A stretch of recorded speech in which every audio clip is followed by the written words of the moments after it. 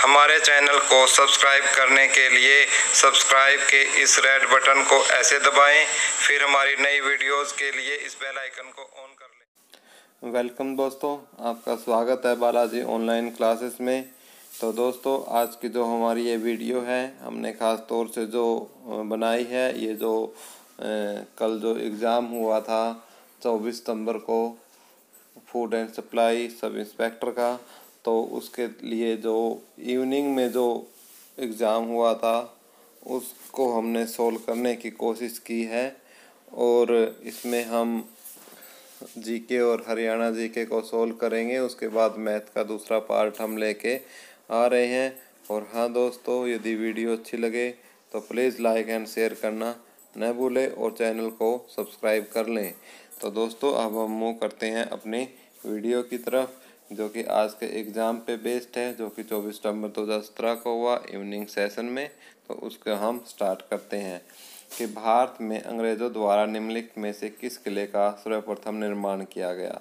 तो वो था सेंट जॉर्ज का किला। तो भारत में जो अंग्रेज़ों ने सबसे पहले जो किला बनाया था, निर्माण किया था, वो था सेंट जॉर्ज का किला। नेक्स्ट क्वेश्चन जो एग्ज़ाम में आया था वो ये आया था कि सूर्य कब कर्क रेखा के ऊपर खड़ा रहता है। तो 21 जून को जब गर्मी होती है, तीव्र गर्मी पड़ती है, तो सूर्य की किरणें बिल्कुल सीधी पड़ती हैं, आप सबको पता है। तो 21 जून को सूर्य कर्क रेखा के ऊपर खड़ा रहता है। उसके बाद एक क्वेश्चन आया था कि निम्न में से कौन सी एक मुख्य चट्टान है।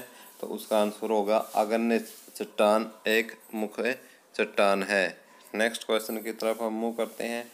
क्वेश्चन पूछा गया था कि जब वायु का तापमान बढ़ता है तो सापेक्षिक आर्द्रता पर क्या प्रभाव पड़ता है। तो जब वायु का तापमान बढ़ता है तो सापेक्षिक जो आर्द्रता है वो उसके साथ घटती है, क्योंकि टेम्परेचर के बढ़ने के साथ क्या है, जो मॉइस्चर्स हैं वो क्या है, भाप बनकर उड़ जाती है, और जिससे जो ह्यूमिडिटी है, रिलेटिव ह्यूमिडिटी है, सापेक्षिक आर्द्रता जिसे हम बोलते हैं, वो क्या है, डिक्रीज हो जाती है। नेक्स्ट क्वेश्चन आया था कि शिकागो किस झील के किनारे स्थित है। तो शिकागो है मिशिगन झील। शिकागो किस झील के किनारे है, मिशिगन झील के किनारे है। शिकागो मिशिगन झील के किनारे स्थित है। नेक्स्ट क्वेश्चन पूछा गया था कि निम्नलिखित में से कौन सी अक्षांश भारत से होकर गुजरती है। तो उसमें 4 ऑप्शन थे। तो जो भारत से होकर कर्क रेखा है वो आपकी भारत के 8 राज्यों से होकर गुजरती है। आप सबको पता है कि कर्क रेखा है इंडिया के कितने राज्यों से होकर गुजरती है, 8 राज्यों से होकर गुजरती है। तो उनमें से यदि हम देखे जाएं तो कर्क रेखा हमारा क्या होगा, आंसर होगा। नेक्स्ट क्वेश्चन की तरफ हम मूव करते हैं। झूम एक प्रकार की, पूछा था कि झूम क्या है। तो झूम एक प्रकार की खेती है जो कि इंडिया में की जाती है और ये काफ़ी प्रचलित भी है दक्षिण भारत में। नेक्स्ट, काजीरंगा राष्ट्रीय उद्यान किसके लिए प्रसिद्ध है। तो काजीरंगा जो राष्ट्रीय उद्यान है वो गेंडे के लिए प्रसिद्ध है। और जो काजीरंगा राष्ट्रीय उद्यान है ये कहाँ स्थित है, आसाम में स्थित है। और सन 1985 में इसे राष्ट्रीय धरोहर के रूप में यूनिसेफ में शामिल किया गया था सन 1985 में। नेक्स्ट, हरियाणा में सर्वप्रथम राष्ट्रपति शासन कब लागू हुआ। तो हरियाणा में सर्वप्रथम राष्ट्रपति शासन 1967 में लागू हुआ था, 1967 में। और अब तक 3 बार राष्ट्रपति शासन लग चुका है। नेक्स्ट क्वेश्चन, इनमें से कौन हरियाणा के राज्यपाल कभी नहीं रहे। तो राव वीरेंद्र सिंह जो कि मुख्यमंत्री रहे हैं, तो राव वीरेंद्र सिंह कभी भी हरियाणा के राज्यपाल नहीं रहे हैं। बाकी सब हरियाणा के राज्यपाल कभी ना कभी जरूर रहे हैं।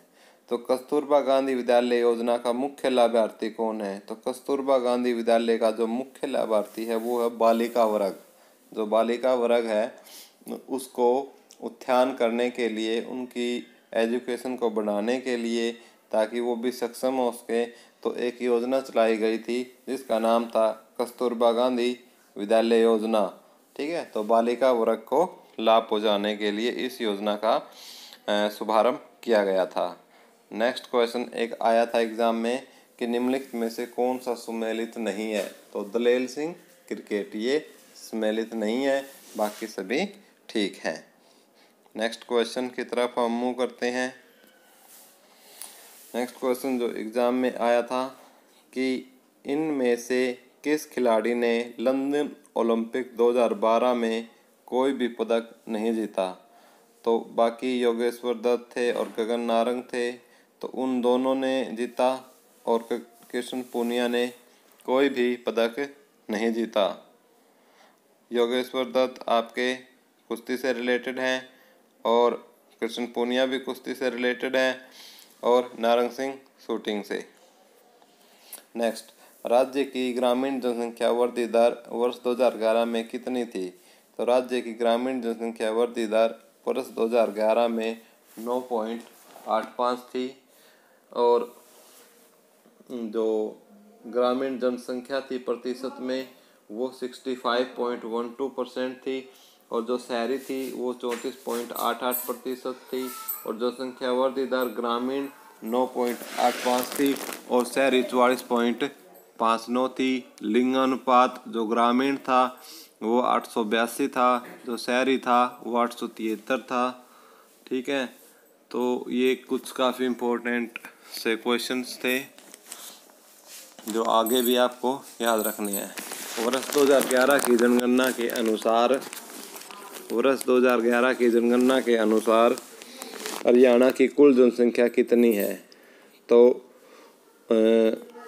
1971 में हरियाणा राज्य की प्रथम जनगणना हुई थी। आप तो एक तो ये बात याद रखनी है। उसके बाद प्रत्येक 10 वर्ष पर यह जनसंख्या होती है।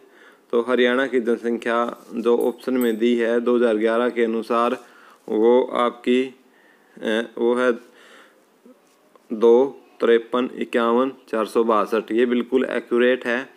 और यदि हम इसमें बात करें पुरुषों की तो 13,497,734 पुरुष थे और 11,876,728 महिलाएं थी। और जो ये देश की कुल जो जनसंख्या थी ये 25,351,462 ये देश की कुल जनसंख्या का 2.09% था। और जनसंख्या की लिहाज से यदि हम बात करें तो हरियाणा जो है 17वें स्थान पर है, जनसंख्या के हिसाब से 17वें स्थान पर है। और जनसंख्या घनत्व की बात करें तो 573 है और यदि जनसंख्या घनत्व के हिसाब से बात करें तो हरियाणा का स्थान 11वां है। तो ये कुछ इम्पोर्टेंट से क्वेश्चन थे। और हरियाणा की सबसे ज़्यादा जो जनसंख्या है वो फरीदाबाद में है जनसंख्या घनत्व, जिसमें 2,298 है और सबसे कम सिरसा में है 303। ठीक है, ये भी आपको याद रखना है। नेक्स्ट क्वेश्चन, राज्य सरकार द्वारा राज्य के शिक्षित बेरोजगारों हेतु बेरोजगारी भत्ता योजना कब शुरू की गई, तो 1 नवंबर 2005 को राज्य सरकार ने ये योजना शुरू की। नेक्स्ट क्वेश्चन, श्रीकंठ के नाम से कौन सा जिला जाना जाता है, तो श्रीकंठ के नाम से कुरुक्षेत्र जिला जाना जाता है।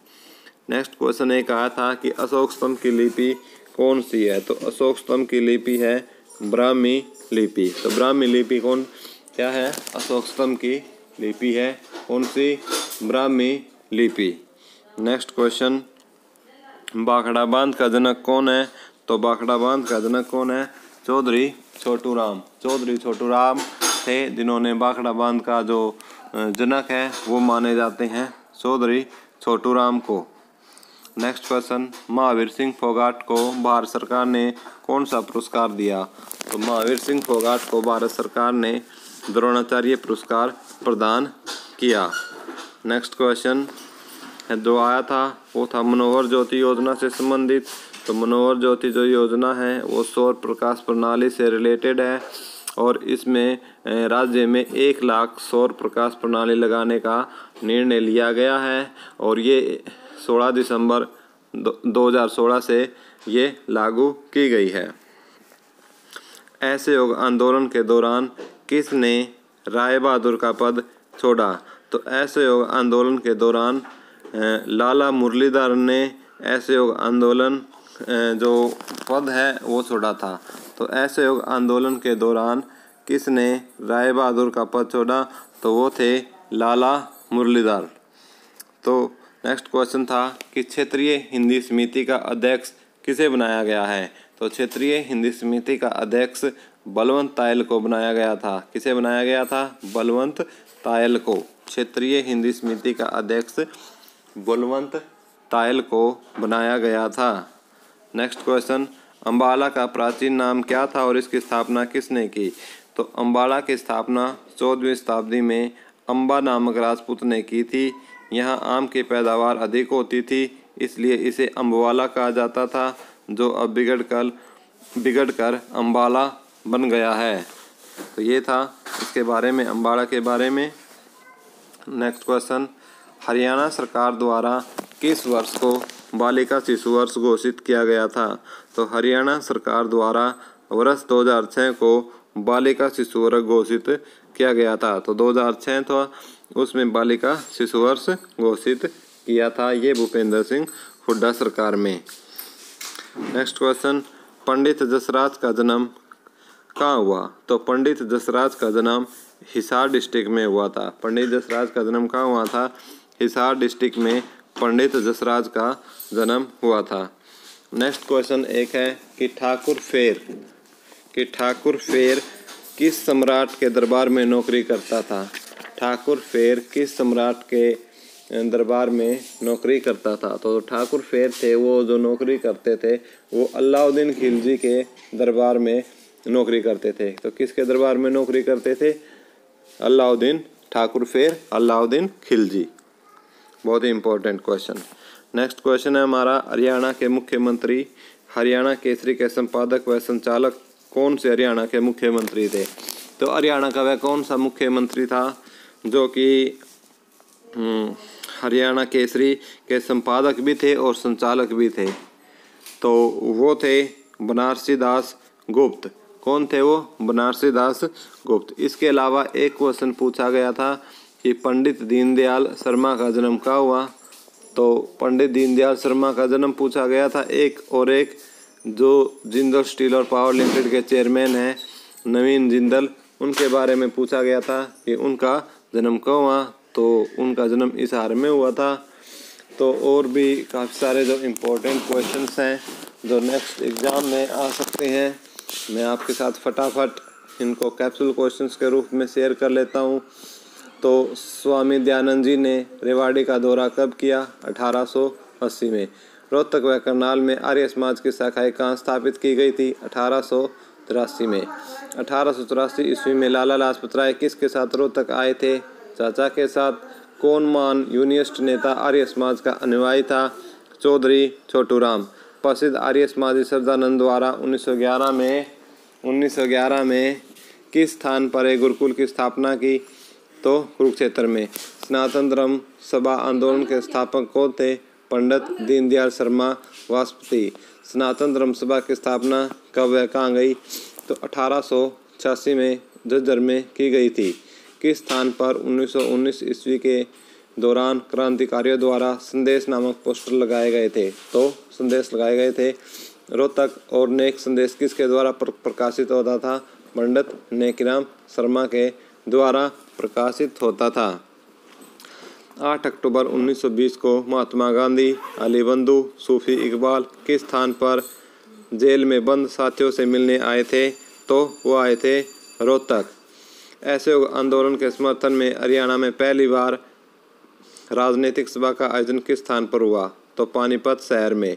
किस स्थान पर गांधी ने पहली बार अंग्रेजी सरकार के लिए शैतानी शब्द का प्रयोग किया? भिवानी। हरियाणा में पहला राष्ट्रीय स्कूल कौन सा है? जाट स्कूल, रोहतक।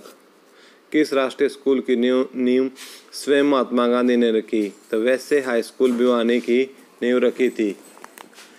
चौधरी छोटू राम ने कब और कहां कांग्रेस को छोड़ दिया था? तो चौधरी छोटू राम ने नवंबर 1920 रोहतक में कांग्रेस को छोड़ दिया था। बाढ़ छोड़ो आंदोलन के प्रस्ताव को पारित करने वाली कमेटी के सदस्य कौन थे? तो श्री राम शर्मा थे। तो ये थे कुछ हमारे कैप्सूल क्वेश्चंस जो कि आगामी परीक्षाओं में आपका काम आ सकते हैं। तो दोस्तों, आपको हमारी वीडियो कैसी लगी प्लीज़ लाइक और शेयर करना न भूलें। और यदि आपको वीडियो अच्छी लगी तो हमारे चैनल को सब्सक्राइब ज़रूर कर लें। थैंक यू दोस्त, bye, take care, have a nice day.